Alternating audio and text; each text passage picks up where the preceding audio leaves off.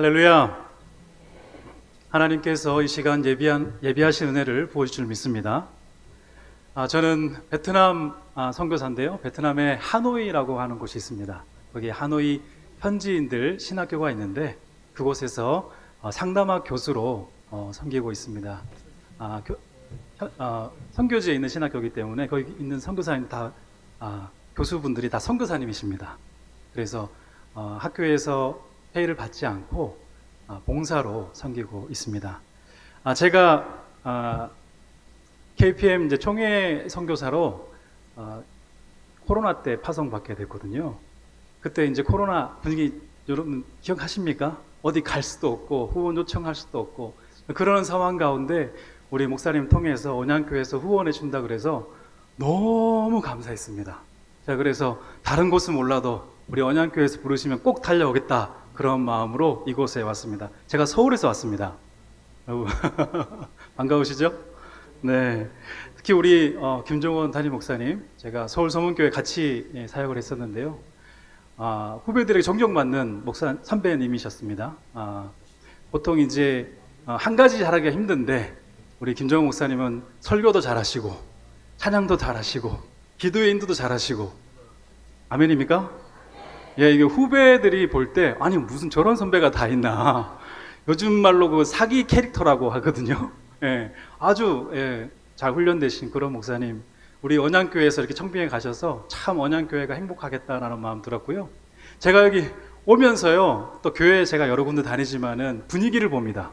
근데 우리 언양교회 성도님들 얼굴이 다 빛이 나시는 거예요. 이게 그냥 빛이 아니거든요. 구원을 받은 분들, 구원의 빛을. 아멘입니까? 그래서 우리 목사님도 좋으시고 우리 성도님도 너무 좋으셔서 우리 언양교회가 더욱 부흥하고 성장할 것 같습니다. 아멘입니까? 네. 이 시간 말씀 전하기 전에요. 제가 한 분 선교사님의 이야기를 하면서 말씀을 나누고자 합니다. 이 선교사님은요, 평소에 불의한 것을 보면은 참지 못하는 그런 분이었습니다. 누가 갑질하거나 뭐 괴롭히면 달려가서요, 한판 그냥 싸움을 크게 벌리는 그런 아주 정의로운 분이었습니다. 이분이 평소에 성격이 얼마나 대쪽 같은지 자신이 한번 옳다라고 생각을 하게 되면 그냥 밀어붙이는 그런 사람이었습니다. 아마도 이분이 일제시대 때 태어났다면은 아마 독립운동을 아마 크게 하지 않았을까 그런 생각이 드는 그런 분입니다. 그런데 이분에게 아주 치명적인 단점이 있었습니다. 화를 잘 낸다는 거예요.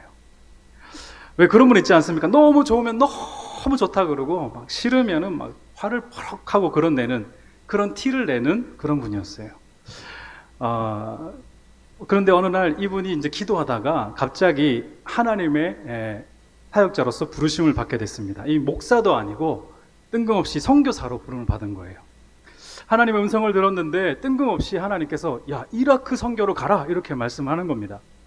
이라크는 한 번도 내가 가본 적이 없는데 평소에 가기 싫었던 그런 나라인데 난데없이 이라크로 가라 그러니까 이게 죽어도 가기 싫더랍니다. 그래서 모른 척하고 이분이 어디로 갔냐면은 정반대인 스페인으로 가게 됩니다. 그랬더니 하나님께서 가만두시겠어요? 하나님께서 큰 사고를 통해서 이 죽을 고비를 여러 번 넘기게 하시고 깊이 회개해서 돌아오게 하셨어요. 그리고는 결국 어디로 갔을까요? 이라크로 가게 됩니다. 여러분, 그런데 이분이 이라크 땅에 딱 갔는데 어떤 역사가 일어난 줄 아십니까? 이분이 가는 곳마다 부흥의 역사가 막 일어나는 거예요. 하나님을 알지 못했던 수많은 사람들이 하나님을 믿게 되고요. 그리고 엄청난 성령의 역사가 일어나서 수많은 사람들이 금식하고 회개하고 그런 역사가 막 일어나게 된 겁니다. 하나님께 순종하고 가니까 이러한 엄청난 역사가 일어났던 것이죠. 그런데 정작 자신은 별로 기분이 좋지 않더랍니다. 그렇게 하나님의 일에 크게 쓰임받고도 자신은 정작 하나도 기쁘지 않더래요. 주변 사람들이 정말 대단하다고 칭찬하고 평가를 해도 자기는 하나도 기쁘지 않더래요. 참 아이러니하죠. 여러분, 혹시 이분이 누군지 아십니까? 제가 말씀드리면 여러분도 잘 알고 계신 그분입니다. 오늘 말씀에 나오는 요나 선지자예요. 제가 이해를 돕기 위해서 이 요나 이야기를 좀 더 현대적으로 좀 각색을 해봤습니다. 니느웨가요, 지금의 이라크 땅이고요, 다시스는 스페인 땅입니다.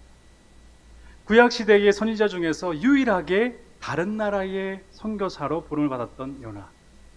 그는 하나님께 니느웨를 돌이키는 엄청난 회개의 도구로 쓰임 받고도 그는 전혀 기쁘지 않았습니다. 오히려 화가 잔뜩 났습니다. 특히 오늘 우리가 읽었던 본문 말씀 보시면요, 4장은요 요나가 매우 싫어하고 하나님께 성내는 장면으로 시작을 합니다. 왜 그럴까요?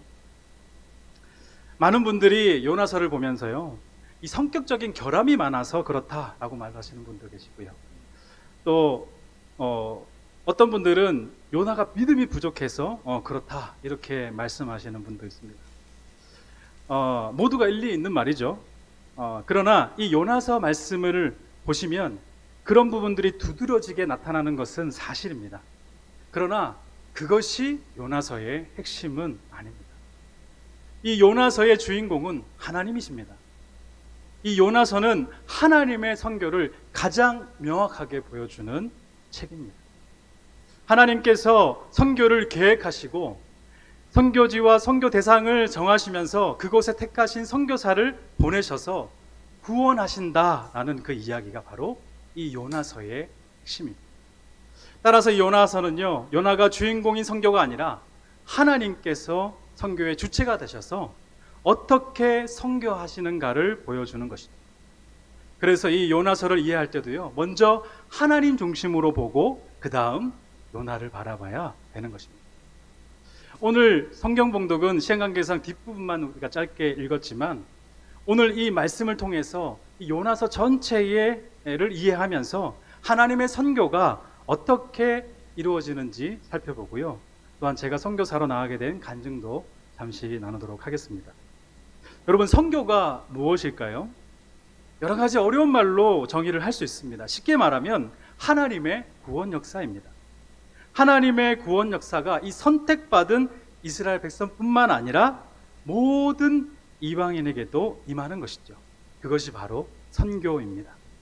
이러한 선교를 이해함에 있어서요, 선교학자들이 이 표현을 많이 씁니다. 이 구심력과 원심력에 대해서 잘 이해하면 도움이 된다라고 얘기를 합니다. 구심력이 뭡니까? 이 안으로 이렇게 모아지는 힘이거든요. 안으로 모아지는. 여러분 한번 따라해 보시겠어요? 오른손 한번 들어 보시겠어요? 예. 자, 이게 잠자리 잡을 때 어떻게 잡습니까? 이렇게 돌리면서 안으로 들어오죠? 예.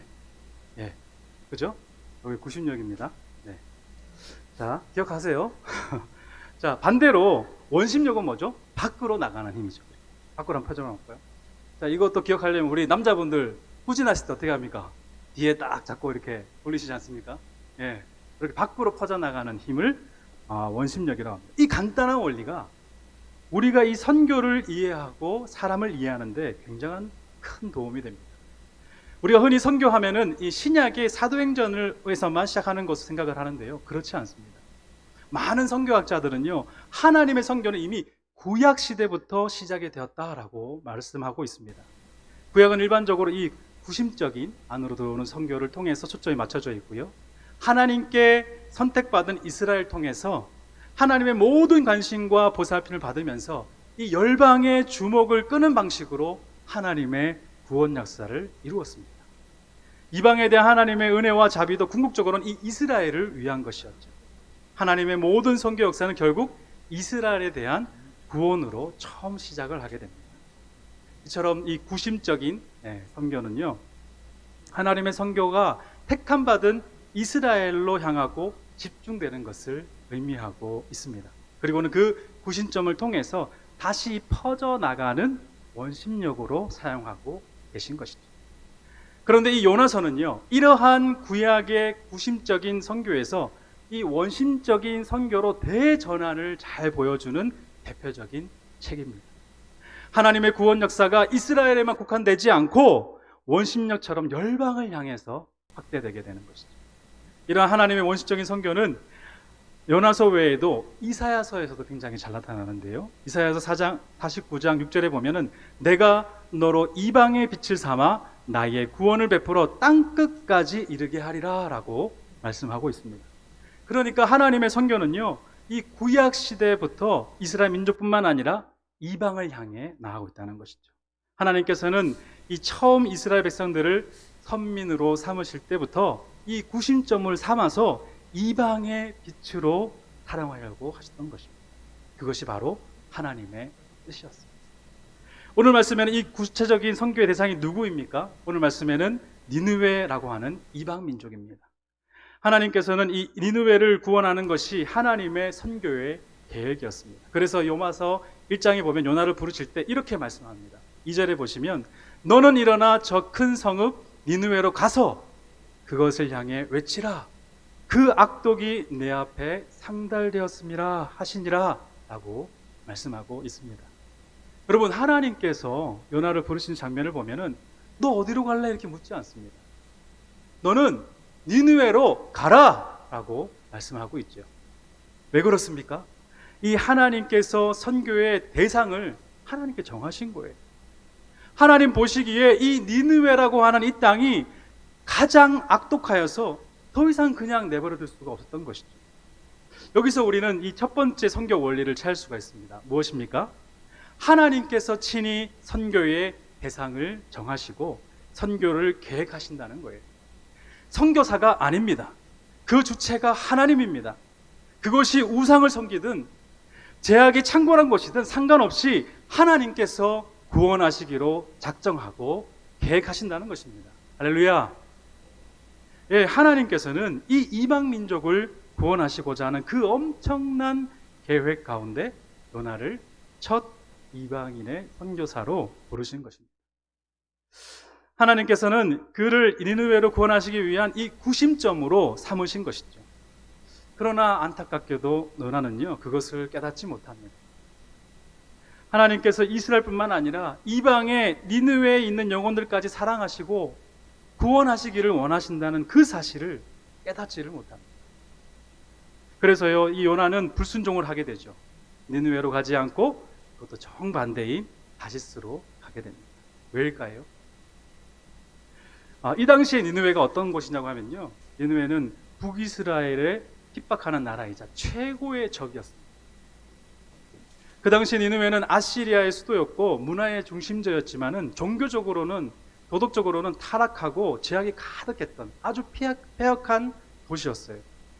특히 이 요나가 활동하던 여로보암 2세 때는요, 언제 침공할지 모르는 가장 강력한 위협적인 세력이 바로 여기 이곳이었습니다. 우리나라로 치면은 이 역사적으로 일본과 같지 않을까라고 생각을 할 수 있습니다. 우리나라도 역사적으로 보면 그런 민족의 감정이 있지 않습니까? 아직도 옛날 분들은 일본 사람들 뭐라고 하죠? 쪽발이요? 네, 두 글자로 외놈이라고, 외놈이라고 하죠. 쪽발이 어디서 들어본 것 같은데. 네, 어쨌든 크게 대답해 너무 감사합니다. 네. 저희 할머니도요, 일제시대를 겪으셨다 보니 막 그 외놈 이러고 막 경찰 순사라고 하고 막 이렇게 하셨습니다. 여러분, 이 젊은 사람들도 마찬가지예요. 우리가 축구를 해도 어디에는 지면 안 되죠? 일본한테 절대 지면 안 돼요. 예, 그냥 끝나는 거예요, 그냥. 예. 이것이 바로 어떤 감정입니까? 예, 일본에 대한 우리의 간정입니다. 역사가 있기 때문이시죠. 그런데요, 일본 선교사님들이 참 힘들다고 합니다. 일본 선교에 가장 방해되는 것이 누군지 아세요? 한국 사람이래요. 이 민족 감정 때문입니다. 예. 마찬가지입니다. 이 요나는요, 그러한 니느웨가 저주를 받고 영원히 멸망하기를 바랬던 거예요. 요나의 마음 가운데 다 구원받아야 되는데 니느웨는 안 돼! 이런 마음이 있었던 것이죠. 그래서 요나는 보란듯이 니느웨가 아닌 다시스로 가게 됩니다. 하나님께 부름받은 자로서 엄청난 불순종이 아닐 수 없죠. 하나님께서는 왜 이런 사람을 구약의 시대에 선지자로, 선교사로 부르셨을까? 잘 이해가 되지 않습니다. 이왕이면 아브라함처럼 순종 잘하는 그런 사람을 택하면 참 좋은데 그렇게 하시지 않으셨습니다. 하나님께서는요, 이 불순종하는 요나를 돌이켜서 회개시키는 그 방식으로 그 땅을 보내시기로 작정하셨습니다. 이는 요나서의 중요한 특징이기도 합니다. 선교학자들에 의하면요, 요나서는 세 가지 돌이킴이 특징적으로 일어난다고 합니다. 먼저 요나서 2장에 보면은 요나가 하나님의 낯을 피해서 도망가다가 하나님께 돌아오는 돌이킴이 나옵니다. 두 번째는 3장에 니느웨 사람들이 악한 길에서 회개하고 하나님께 돌아오는 돌이킴이 나옵니다. 세 번째는 3장에 하나님께서 니느웨 사람들을 벌하시기로 했던 그 뜻을 하나님 스스로 돌이키신 것이죠. 이 세 가지 단어는 모두 원어로 돌이키다라는 의미가 있고 궁극적으로는 하나님의 구원과 연결되어 있다는 점에서 서로 깊은 연관이 있다고 합니다. 그러니까 하나님께서는요, 니느웨를 구원하시기 위해서 복음을 전하는 자도 돌이키시고 그 복음을 받는 자도 돌이키시고 결국 하나님께서도 자신의 뜻을 돌이키신 것입니다. 할렐루야. 여러분, 이것이 은혜입니다. 부름을 받은 선교사가 완벽해서가 아니라 부르신 자가 완전하기에 이 구원 역사가 일어난다는 것이죠. 중요한 것은 하나님께서 선교를 위해서 누구든지 택하여 사용하실 수 있다는 거예요.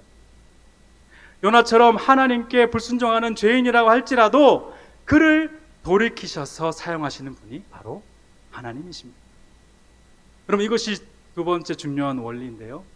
하나님께서는 누구든지 선교사로 선택하실 수 있고 선택하시면 반드시 보내신다는 겁니다. 이건 역시 선교에 있어서 하나님께서 주체이시다라고 하는 것을 명확하게 보여주는 것입니다. 자, 그렇게 요나가 회개하고 뜻을 돌이켜서 드디어 니느웨로 가게 되죠. 그런데 정작 요나가 니느웨에서 한 일은 결코 대단한 일이 아니었습니다. 우리 함께 3장 4절을 다시 한번 읽어보도록 하겠습니다. 3장 4절 말씀 같이 한번 다시 읽어보도록 하겠습니다. 시작. 요나가 그 성읍에 들어가서 하루 동안 다니며 외쳐 이르되 40일이 지나면 니느웨가 무너지리라 하였더니, 네, 요나가 단지 한 일은요, 그 성읍에 들어가서 40일이 지나면 니느웨가 무너지리라 라고 한 그 말뿐이었습니다. 그것도 몇 년을 전한 것이 아니라 단 하루를 전한 거죠. 여기서 요나는 왜 이렇게 소극적으로 복음을 전했을까 의문이 생깁니다. 그들에게 하나님을 전하려고 하지 않았고 무엇 때문에 니느웨가 무너지는지 설명하지 않습니다. 아마도 이 요나가 그렇게 한 것은요, 마지못해 전하지만 정말 그들이 돌아오고 회개하는 것은 바라지 않았기 때문일 것입니다. 그 증거는 4장에도 잘 나타납니다. 그들이 막상 회개하고 돌아오고 하나님께서도 뜻을 돌이키시사 요나가 매우 싫어하고 버럭하고 성을 냅니다. 그러면서 3절에 보시면 하나님께 여호와여 원컨대 이제 내 생명을 거둬가소서 사는 것보다 죽는 것이 내게 나음이니이다 라고 합니다. 이것을 보면 요나가 정말 니느웨 사람들이 돌아오는 것을 바라지 않았다는 것을 우리가 알 수가 있습니다. 그가 그곳에 가기는 했지만 여전히 선민 사상에 사로잡혀서 이스라엘만 선택된 백성이고 구원받을 수 있다라고 하는 그 고정관념에 박혀있었던 것이죠. 다시 다르게 말하면 요나는 하나님의 이 원심적인 선교의 계획을 제대로 이해하지 못하고 자신의 아직과 이 독선에 사로잡혀서 이 구심적인 선교만을 계속 고집한 것이라고 할 수가 있습니다. 하나님과 요나 사이에 구원에 대한 마음이 서로 다른 것이죠. 그러나 그럼에도 불구하고 이 니느웨에 놀라운 역사가 일어납니다. 니느웨 사람들이 하나님을 믿고 금식을 선포하고 왕과 백성뿐만 아니라 심지어는 짐승까지도 회개하는 역사가 일어나게 된 것입니다. 결국 이 하나님의 이 원심적인 선교의 계획이 정확하게 이루어진 것입니다. 그래서 여기에서 발견할 수 있는 이 세 번째 중요한 선교의 원리는요, 하나님께서는 택한 자들을 반드시 구원하신다라고 하는 겁니다. 할렐루야. 선교사가 정한 게 아닙니다. 하나님께서 구원할 자를 택하시고 구원하시는 거예요. 여러분, 이처럼 선교는요, 하나님의 구원 역사이고요, 하나님께서 주체이십니다. 요나서는 이 구약의 과도기적인 이 구심적인 선교와 원심적인 선교의 충돌하는 모습을 보여줍니다. 하지만 신약시대에 접어들면요, 하나님의 선교는 더 강력한 원심적인 선교의 모습으로 예수님을 통해서 완성하게 됩니다. 누가복음 11장 29절에서 3절 보시면 예수님께서 이렇게 말씀을 하십니다. 이 세대는 악한 세대라. 표적을 구하되 요나의 표적밖에는 보일 표적이 없나니 요나가 니느웨 사람들에게 표적이 된 것 같이 인자도 이 세대에 그러하리라 라고 말씀하고 있어요. 이 말씀이 무슨 뜻이냐고 하면요, 이 요나의 표적을 예수님의 부활에 빗대어서 하신 말씀이에요. 그러니까 요나의 표적을 통해 이방인들이 구원을 얻었듯이 예수님의 부활로 인해서 모든 사람들이 구원을 받게 되었다라고 하는 것입니다. 다시 말하면 훗날에 예수님의 십자가를 통해서 예루살렘에서 땅끝까지 유대인이나 헬라인이나 할례 받은 자나 할례 받지 못한 자나 모든 인류를 향해서 베푸시는 하나님의 구원의 역사, 선교를 예시해주고 있는 것이죠. 이처럼 하나님의 선교는요, 이방인들을 향해 원심적인 선교로 계속 확대되고 있는 것입니다. 하나님께서는 지금도 선교를 계획하시고 선교사를 부르시고 그 땅에 보내셔서 구원하십니다. 제가 이 말씀을 준비하면서요, 제가 참 요나 같다는 생각을 많이 했습니다. 제가 이렇게 베트남 선교를 나갈 것이라고는 처음에는 상상도 못했습니다. 저는 하나님 앞에 이 온전히 선교로 헌신할까지 여러 번 죽을 뻔한 사건이 있었습니다. 저는 어머니 태중에 있을 때부터 부모님께서 이 목회자로 서원을 하셨어요. 어머님께서 이 중간에 또 이렇게 유산이 있으셨기 때문에, 제가 형님이랑 5살 차이거든요. 유산을 한 2번 정도 하시고 나니까 너무 이 태어난 아기가 너무 귀했던 거예요. 그런데 제가 또 태어나서 급성폐렴에 걸리면서 목숨이 위태해지자 이 아이를 살리고 싶은 마음에 서원 기도를 하셨습니다. 그 후로 이 어린 시절 제 이야기는 귀에 못이 박히도록 제가 들은 얘기가 뭐냐면은, 성태야, 너는 커서 목회자가 돼야 된다. 이 얘기를 늘 항상 하셨어요. 저도 뭣도 모르고 목사가 좋은 건 줄 알고 한다 그랬죠. 당연히 한다 그랬죠. 친구들이 학교에서 장래희망 적어낼 때도 저도 이렇게 목사님 딱 적어놨어요. 다른 친구들은 박사님 이런 거 막 좋은 거 했었는데, 목사님 하니까 막 놀리기 시작하는 거예요. 저희 그때 선생님이 안 믿는 분이셨어요, 하필. 그러면서 저 구목사 하면서 막 놀리시는 거예요. 애들도 막 구목사 놀리는 거예요. 제가 그때 알았습니다. 목사가 좋은 게 아니구나. 네. 사춘기가 되면서요, 나도 하고 싶은 것이 있는데 제 인생을 도둑 맞은 것처럼 느껴졌습니다. 저의 사춘기 방학은요, 그때부터 시작이 됐어요. 최대한 목사가 되지 않기 위해서 발버둥을 쳤습니다. 아버님이 저희 구민안교회 장로님이세요. 원로 장로님은 은퇴하셨는데 저희 아버님 때문에 교회 나가드렸습니다. 이 주중의 삶은 정말 이 세상 사람과 거의 다르지 않은, 친구들이 너 교회 다녔어? 막 이런 거 할 정도로 세상에 방황하는 삶을 살았습니다. 그때 제 마음이 얼마나 강박했냐면요, 하나님이 살아 계시면은 내 눈앞에 나타내 보세요. 제가 믿어드릴게요. 이렇게 된 거죠. 저는 절대 목회자가 되기 싫어서 대학교도 신학과를 가지 않고 심리학과를 갔습니다.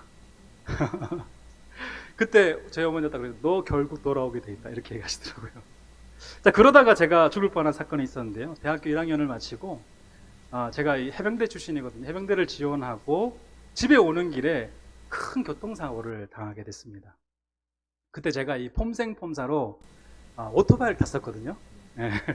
원래 이제 오토바이 탈 때는 헬멧을 잘 써야 됩니다. 근데 이제 오토바이 쓰면은 멋이 안 나요. 그래서 오토바이 탈 때 헬멧을 벗고 탔습니다. 네. 신나게 막 눈썹을 휘날리면서 오토바이를 타고 다녔죠. 네. 근데 제가 잘못한 것은 아니고, 제 앞에 차가 1차선 이 도로였는데 앞에 딱 그냥 아예 불법 요탄한다 막아선 거예요. 제가 이 사각지대 있었나 봐요. 이분이 모르셨나 봐요. 그렇게 딱 길을 막아버리고 제가 거기 가서 꽝 하고 쳐박은 겁니다. 여러분, 오토바이 쳐박으면 어떻게 되는지 아세요? 날라요.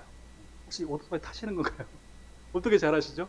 하늘로 붕 나릅니다. 그리고 사람이 어디가 제일 무겁죠? 머리로 저는 꽝 맞고 붕 떴습니다. 보니까 운전자가 놀래가지고 막 이렇게 막 이런 표정이 딱 보이는 거예요. 제가 붕 떠서 딱 드는 게, 나 헬멧 안 썼는데 이제 죽었다. 그때 저희 친구들이 오토바이 타다가 많이 죽었거든요. 즉사하고. 나도 이렇게 죽는구나. 그리고 나 구원의 확신이 없는데 어떡하지? 그러면서 그 죽음을 그냥 받아들였어요. 눈을 딱 감았어요. 붕 떠서 땅에 딱 떨어졌는데, 여러분, 살았을까요? 죽었을까요? 네, 살아있죠. 네, 저는요 한 바퀴 돌아서 어떻게 된지 모르겠어요. 다리로 떨어졌어요.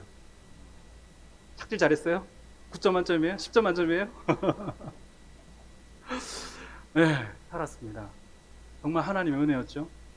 근데 제가 병원 응급실, 제 오토바이는 그냥 거의 반파가 돼가지고요. 병원에 응급실 누워있는데 하나님의 음성이 들리는 거예요. 육성과 같은 음성이. 그때 하신 말씀이 뭐냐면, 성태야, 네 생명이 나에게 있다. 딱 말씀하시는 거예요. 여러분, 이거 들어보신 분 알 거예요. 그냥 진짜 음성이 아니고 육성과 같은 음성이에요. 음성이 내 마음에 탁 들리는데, 제가 눈물 잘 안 흘리거든요. 눈물이 철철철철. 하나님이 계시면 나타나보라 그랬는데 하나님 진짜 내 앞에 나타나신 거예요. 너무 무서웠어요. 그때 그러면서 이제 하나님 살아계신 건 내가 확인했으니까, 하나님, 제가 아무리 봐도 이 목회자가 될 자질이 안 보이는데 하나님 저 훈련시켜주세요. 이렇게 기도를 했습니다. 그러면서 하나님께 저를, 여러분 경배 찬양 아십니까? 올레이션스 경배 찬양. 거기 제가 10년 사역했습니다. 거기에 하나님께서 저를 처박아 두시고 훈련시키시고 계속 저를 연단해 주셨어요. 그 당시에는 사실 선교에 대해서 처음 생각해보는 계기는 되었어요. 하지만 제가 선교하는 목회자가 되려고 했지, 이 교단 선교사로 내가 나갈 생각은 하지 않았습니다. 결코 하지 않았어요. 저도 좀 목회자로 좀 성공해보고 싶었습니다.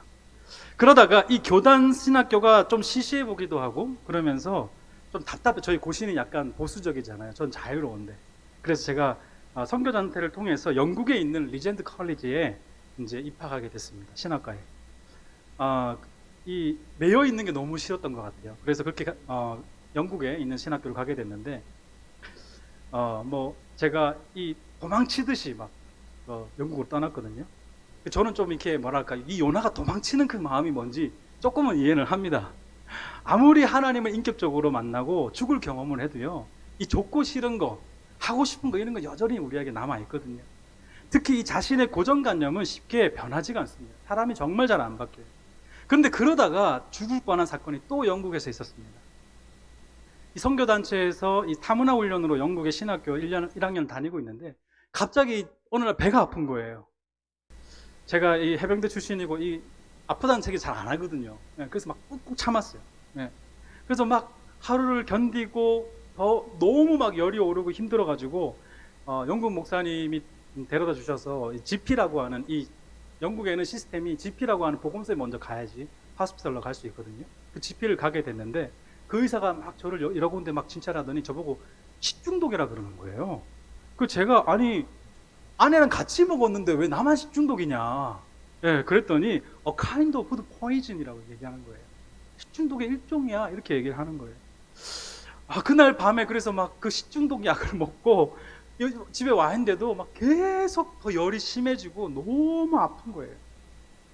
그래서 이 영국 목사님이, 제가 영국 목사님 집에 같이 방을 쉐어 살았었는데, 영국 목사님 보다 못해가지고 제 성태 죽는다 이러면서 거기 닥터한테 전화를 한 거예요. 얘 빨리 응급실 보내야 된다, 아니면 여기서 죽는다. 막 그래서 보내줘서 가게 됐습니다. 가서 피 검사를 딱 했는데요, 여러분 뭔지 압니까? 맹장이었어요. 보통이 이게 막 시작하고 이틀이 지났고, 근데 너무 아파 괴로워하니까 이 간호사가 그 다음날 이 수술 약속이 잡히는데, 그날 견디는 게 너무 힘드니까 이렇게 몰핀 주사까지 놔주더라고요. 그 다음날 이제 급하게 수술을 받는다고 갔는데, 이제 그 수술하기 전에 이제 먼저 이렇게 스캔을 했나 봐요. 근데 배가 시커하더래요. 그래서 처음에는 이 주니어 닥터가 내려와서 저를 수술하려고 하다가 시니어를 불렀어요. 14년 넘은 그런 의사를 불러서 했는데, 여러분 제가요 그 맹장이 터진 거였어요. 그래서 저 그 다음날 딱 눈을 깨보니까 막 배가 한 뼘, 제가 배에 흉터 한 뼘 있거든요. 배에 한 뼘 찢어져 있고 호수가 꼽혀 있는 거예요. 이 안에 거 빼낸다고. 저를 수술하는 그 의사가 와가지고 너 진짜 럭키하다고, 너 미라클이다, 이렇게 얘기하는 거예요. 들어봤더니 뭐냐면, 맹장이 벌써 터졌는데 보호막 셀이 생겨가지고 너가 지금 복막염이 안 생기고 너가 살았는 거야, 이렇게 얘기합니다. 제 수술이 정말 큰 수술이었어요. 창자를 다 꺼내가지고 안을 다 닦아내는 그런 큰 수술이었어요. 그리고 그것도 모자라서 호수를 이제 꼭 꼽아두는 그런 수술이었던 거죠. 의사는 미라클이라고 하지만은 우리는 알죠? 누가 살리셨어요? 하나님이 살리셨어요. 의사는 식중독이라고 잘못 진단을 내렸지만 하나님은 그 모든 것을 하나님의 은혜 가운데 살게 하신 것이죠. 할렐루야. 네, 그게 하나님의 역사입니다. 저는 그때야 비로소 결심을 하게 됐습니다. 이미 벌써 몇 번 죽은 목숨이고 덤으로 사는 인생인데 하나님 부르심 따라서 어디든지 가겠다고 하나님 앞에 헌신을 했습니다. 그 후로 이 한국에 와서 고신대학교라고 하는, 아시죠? 고신대학원. 예. 목회와 석사과정을 선교 전공으로 입학을 하게 됐는데 이제 그때부터 저의 기도는 하나님 제가 어디를 가면 됩니까? 라고 하는 기도였어요. 어느 선교지로 저를 부르셨습니까? 제가 선교단체에 있었기 때문에 여러 나라를 가봤는데 처음엔 제가 몽골을 갔었거든요. 예. 그리고 중국도 가보고 여러 5개국을 가봤지만은 그런 마음이 생기지가 않는 거예요. 하나님께서 나를 어느 땅으로 부르셨는지 전혀 감이 오질 않았습니다. 계속 기도만 했었습니다. 그러다가 이 교회 사역을 시작하고 강사 때 우연한 기회로 제가 청년들과 함께 비전 트립을 갔는데 그때 간 곳이 바로 베트남입니다. 그때가 2014년도였어요. 북부 소수부족을 방문해서 제가 가게 되었는데 이 산 넘고 물 건너 가니까 허름한 이 교회가 나오더라고요. 그 교회가 소수부족 교회였습니다. 저는 이제 같이 거기에 있는 성도님들하고 같이 예배를 드리고 좀 뭔가 물질적인 도움을 주고 싶어서 제가 이제 후원금을 준비하고 그 예배를 마친 후에 성도님에게 물어봤어요. 혹시 이 교회의 기도 제목이 무엇입니까? 이제 돈이 필요하다 그러겠지라고 생각했는데 돈이 필요한 게 아니라 목회자를 오기를 기다리고 있다. 기도하고 있다고. 온 성도들이 기도하고 있다는 거예요. 그게 저는 너무 쇼킹했습니다. 아니 한국에는 이렇게 목회자가 많은데 그곳에는 성도님들 다 있고 교회들이 있는데 목회자가 없다는 게 이해가 안 됐어요. 그렇게 한국에 돌아오고 마음이 계속 그 부분에 대한 기도가 되는 겁니다. 자신의 기도 제목이 이 목회자가 오기만을 온 성도들이 오랫동안 기도한다는 그 기도 제목이 정말 잊혀지지가 않았습니다. 그래서 내가 잘은 모르겠지만 이 베트남 땅에 지금 가장 시급한 것이 신학교 사역이다. 이미 교회는 있으니까 신학교 사역을 잘해야 목회자가 교회로 갈 수 있다. 그런 마음이 들었습니다. 알고 이제 보니까 나중에 선교사님 들은 얘기인데 뭐냐면요. 이 1975년도에 이 공산당이 전체 통일을 시키잖아요. 역사상 베트남에 정권을 잡으면서 기독교 목사부터 시작해서 교인들까지 다 숙청을 해버린 거예요. 그래서 교회는 1200개 정도가 북부 지역에 있는데 목회자가 10몇 명밖에 안 돼요. 다 지하교회로 땅굴로 숨어가지고 그들의 신앙을 지켜왔던 것이죠. 저는 이제 이 하나님으로부터 이 신학교 사역에 대한 마음을 받았는데 그 부르심에 대한 확인이 필요했습니다. 이 내적인 부르심은 확실했는데 이 외적인 부르심을 파송교회가 있어야 되는데 그 당시 섬기던 교회, 제가 대구 모교회 섬기고 있었는데요. 그때 이제 섬기부 장로님께 제가 말씀을 드렸죠. 장로님 제가 갔는데 이만저만해서 하나님께서 그런 마음을 주셨습니다 라고 얘기하니까 그때 장로님이 아니 왜 우리 교회는 선교만 나갔다 오면은 부목사님들이 선교 나간다 그러냐고 싫어하시는 거예요. 그래서 그러면 아닌가? 부르심이 이게 아닌가? 그런 마음이 또 들었습니다. 그러면서 저는 어쨌든 이 신학교 사역을 하려면 계속 공부를 해야 교수가 되고 학위를 준비해야 그들을 가르칠 수 있으니까 그런 마음이 들어서 계속 공부를 했던 거예요. 그래서 사역과 공부를 계속 병행했었습니다. 그러다가 몇 년 후에 지금 파송받은 서문교회를 만나게 됩니다. 제가 깜짝 놀랐습니다. 서문교회가 2015년도부터 벌써 이 북부 총회와 같이 도와서 이 하노이 신학교라고 하는 곳을 섬기고 있는 거예요. 담임 목사님께서는 벌써 그곳에 가서서 설교하고 가르치시고 양육하고 계셨던 거예요. 제가 얼마나 가슴이 설레고 뜨거운지 모릅니다. 그래서 담임 목사님께 나누고 흔쾌히 허락을 해주시고 장로님들께서도 무신양면으로 도와주시고 우리 김정환 목사님께서도 그때 잘 나갈 수 있도록 도와주셨습니다. 다시 말씀으로 좀 돌아와서요. 저는 이 요나서를 다시 보면서 저에게 질문을 하였습니다. 그것은 바로 그 땅에 이 베트남의 영혼들을 사랑하는 마음이 있느냐입니다. 오늘 말씀 4장 10절 11절에 하나님께서는 니느웨 백성들을 얼마나 사랑하는지를 말씀하고 계세요. 우리 다 함께 큰 소리로 다시 한번 읽어보도록 하겠습니다. 10절 말씀입니다. 4장 10절 말씀 시작. 여호와께서 이르시되 내가 수고도 아니하였고 재배도 아니하였고 하룻밤에 났다가 하룻밤에 말라버린 이 박넝쿨을 아꼈거든. 11절 하물며 이 큰 성읍의 니느웨는 좌우로 분별하지 못하는 자가 12만여 명이요 가축도 많이 있나니 내가 어찌 아끼지 아니하겠느냐. 네, 하나님께서는요 요나에게 최종적으로 이 땅의 사람들을 잃어버린 영혼으로 보고 나처럼 사랑할 수 없겠니? 라고 말씀하고 계신 거예요. 하나님의 러브레터입니다. 여러분, 이것이 바로 요나서의 마지막입니다. 그래서 이 하나님의 선교의 가장 중요한 마지막 원리도 뭐냐면 바로 사랑이에요.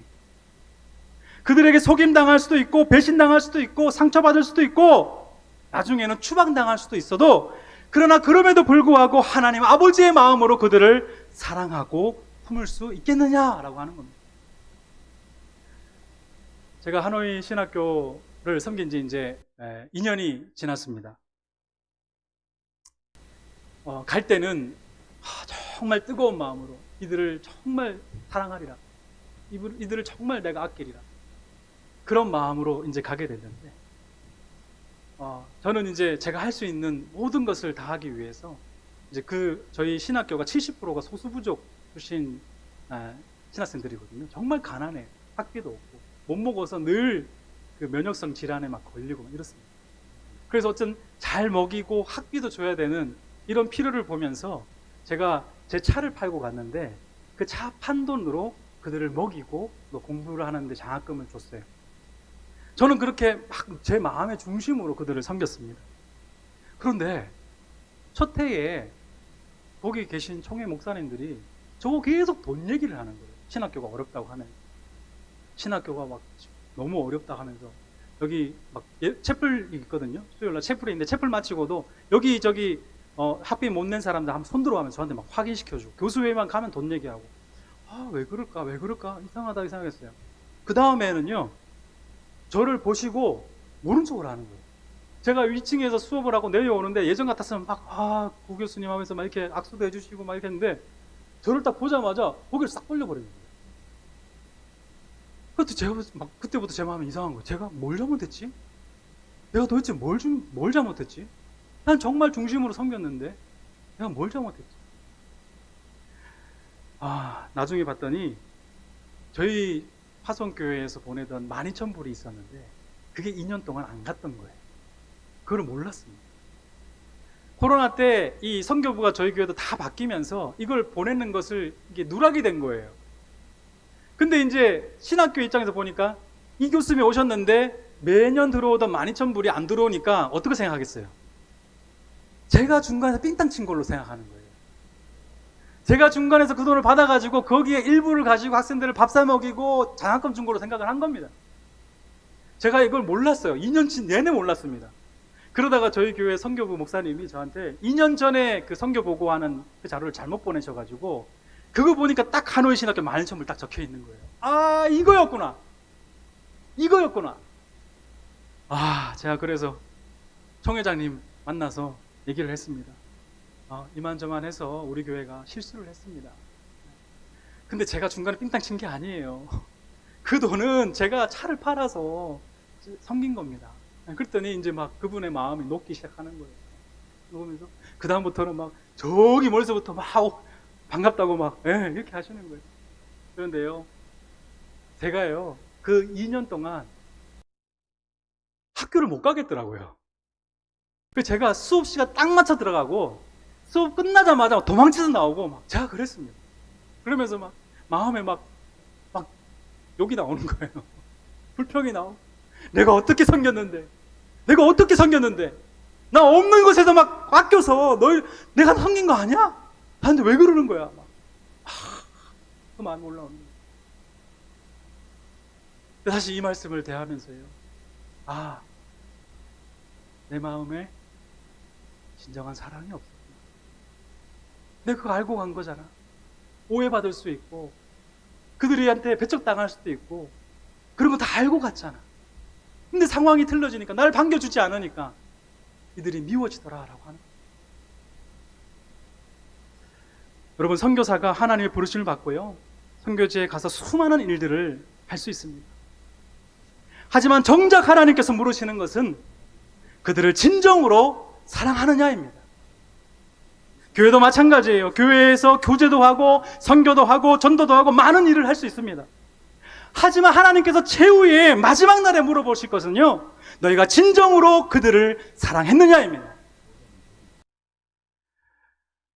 우리 여전도회 헌신 예배를 들으시면서 이 마음을 품었으면 좋겠습니다.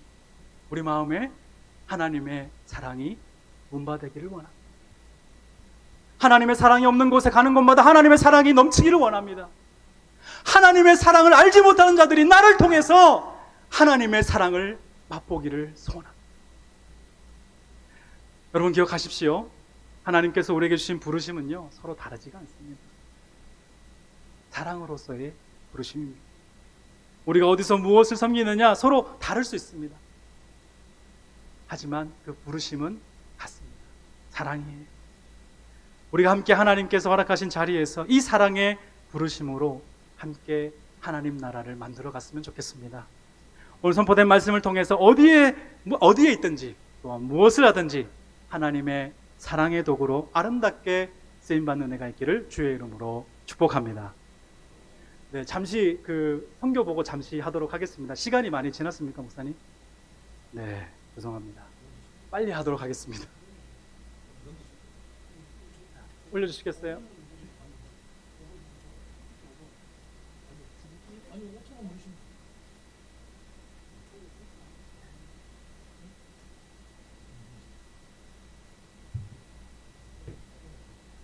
이게 저희 가족입니다. 네, 구성태 선교사, 김세훈 선교사, 구혜성, 구혜중, 구혜지. 네.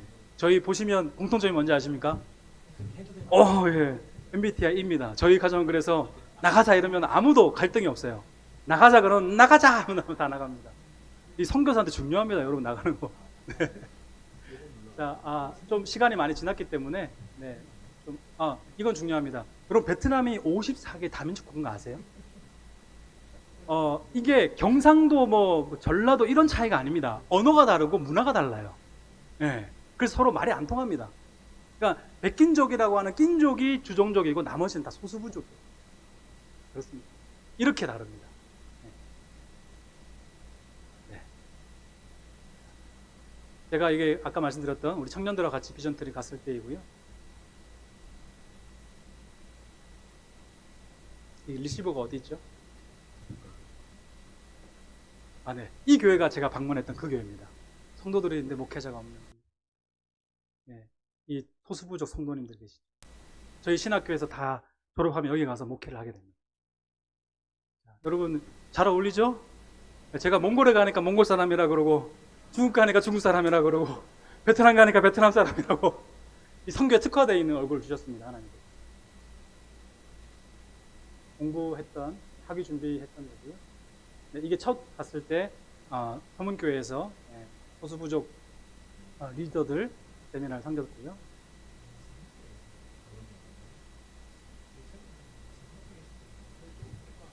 넘겨주시겠어요?